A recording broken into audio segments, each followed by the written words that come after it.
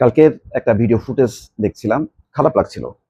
ঠিক হয়নি। সাকিব আল হাসানের মাগুরার যে বাসায়, সেই বাসায় বোমা নিক্ষেপ করা হয়েছে অথবা ককটেল মারা হয়েছে, তারপরে আগুন দেওয়ার চেষ্টা হয়েছে, পুলিশ ঠেকাইছে। 5ই আগস্টের 2 বছর পর এই ধরনের ঘটনা অনাকাঙ্ক্ষিত। এই ধরনের মব চালানো ঠিক হয়নি। কিন্তু দেখেন, যার জন্য খারাপ লাগলো যে এটা কেন করা হচ্ছে, সেই মানুষটা কলম্বোতে খেলছে ওদের প্রিমিয়ার লিগে। কালকে নাকি তার টিম জয়লাভ করেছে এবং দ্রুত যে ড্রেসিং রুমে যে তারপরে গাড়িতে যেতে যেতে সে ভিডিও কনফারেন্সে যুক্ত হয়েছে। শেখ হাসিনার যে বক্তৃতার ওই কনফারেন্সে যুক্ত হয়েছে, সেই ছবিও দেখা গেছে। আর এখন যেই খবর দেখছি, শেয়ার কেলেঙ্কারি করে 256 কোটি টাকা আত্মসাতের ঘটনায় 256 কোটি টাকা আত্মসাতের ঘটনায় সাকিব আল হাসান সহ 15 জনের বিরুদ্ধে করা মামলার তদন্ত শেষ। এখন চার্জশিট হবে। কি বুঝলেন? 256 কোটি টাকা মামলা তদন্ত শেষ, দ্রুতই চার্জশিট, দুদক বলতেছে। সাকিব আল হাসান যে বাংলাদেশের শেয়ার কেলেঙ্কারির অন্যতম হোতা, এটা আমরা কম বেশি জানি সবাই, কিন্তু এর পরিমাণ 256 কোটি টাকা এটা আমার জানা ছিল না। আমি না জানলেও সাকিব আল হাসান জানে যে শেয়ার বাজারে নিয়ে কি ধরনের কেলেঙ্কারি করছে, এবং তার সঙ্গে এখানে একটা টিম জড়িত ছিল। এই টিমের কোনো কোনো সদস্যকে আমি চিনি। এরা বাপের নাম পাল্টায়ও এই শেয়ার কেলেঙ্কারির সাথে যুক্ত হয়েছে সাকিব আল হাসান। আবার মহান খেলোয়াড়, মহান ব্যক্তি। কষ্ট হয়, বাংলাদেশের একমাত্র আন্তর্জাতিক মানের প্লেয়ার, তার টাকার নেশা, সম্পদের নেশা, ক্ষমতার নেশা কোথায় নিয়ে গেছে আজকে। তার মতন মানুষ আজকে দলমতের ঊর্ধ্বে থেকে তাকে নিয়ে গর্ব করার কথা। আজকে সে বিতাড়িত, আজকে সে পলাতক, সে দেশে আসতে পারে না। আবার তার পক্ষে এটাও ঠিক, ক্রিকেট বোদ্ধাদের কেউ কেউ চান খেলুক, আবার সে তার স্বাভাবিক জীবনে ফিরে আসুক। না, কিন্তু স্বাভাবিক জীবনে ফিরে আসবে কি? তাহলে কি এই তদন্ত বন্ধ করতে হবে?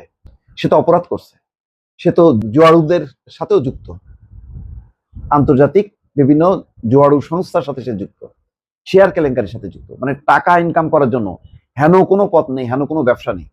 করোনার সময় আপনারা দেখছেন না, তার ওই যে খুলনা বাগেরহাটের ওইদিকে কি কাঁকড়া ব্যবসায় সেই শ্রমিক কর্মচারীদের সে পয়সা করি দেয়নি, বেতন দেয়নি বলে সেখানে বিক্ষোভ, সব রকমের ব্যবসা করছে।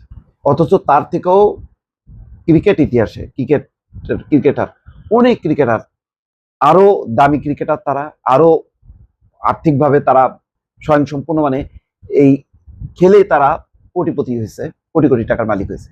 আর সে কোটিপতি হয়েছে সত্য খেলোয়াড়, কিন্তু এটাতেই তার সন্তুষ্ট, পেট ভরেনি। তার পেট ভরার জন্য সে শেয়ার কেলেঙ্কারি, মানে জুয়া খেলার মধ্যে সে ঢুকে পড়ছে, বেটিং এর সাথেও যুক্ত ছিল, মাঝখানে সেই শাস্তিও তার হয়েছে, সব রকম ঘটনা তার মধ্যে। এর জন্য কিসের কি ইয়ে করবে বলেন? আমি অনেকবার ভিডিও করছি, বলছি যে ভাই, এই নায়ক নায়িকা, গায়ক গায়িকা, খেলোয়াড়, তারা তাদের রাজনীতিটা বাংলাদেশের জন্য অভিশাপ। রাজনীতি থেকে দূরে থেকে তারা তাদের পেশায় যদি মহিমান্বিত হয়, এর চেয়ে বড় পাওয়া আর কিছুই হইতে পারে না।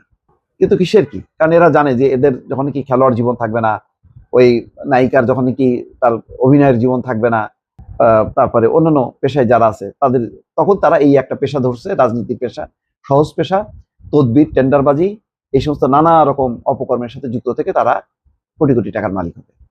সেই পথ ধরে সাকিব আল হাসানও মোটামুটি গোছাচ্ছিল, তার খেলোয়াড় জীবনও শেষ হচ্ছিল, আর সাথে সাথে সে প্রস্তুতি নিচ্ছিল রাজনীতির জীবন ধরে। আর সহজ জানে যে আওয়ামী লীগ তো আর আজীবন কালের, কখনো ক্ষমতার বাইরে যাবে না, ওই পথে সে ঢুকে পড়ছিল। বিধি বাম, তারা বুঝতে পারেনি যে বাংলাদেশে এরকম একটা গণ অভ্যুত্থান হবে। আচ্ছা, দেখেন তার পরিণতি।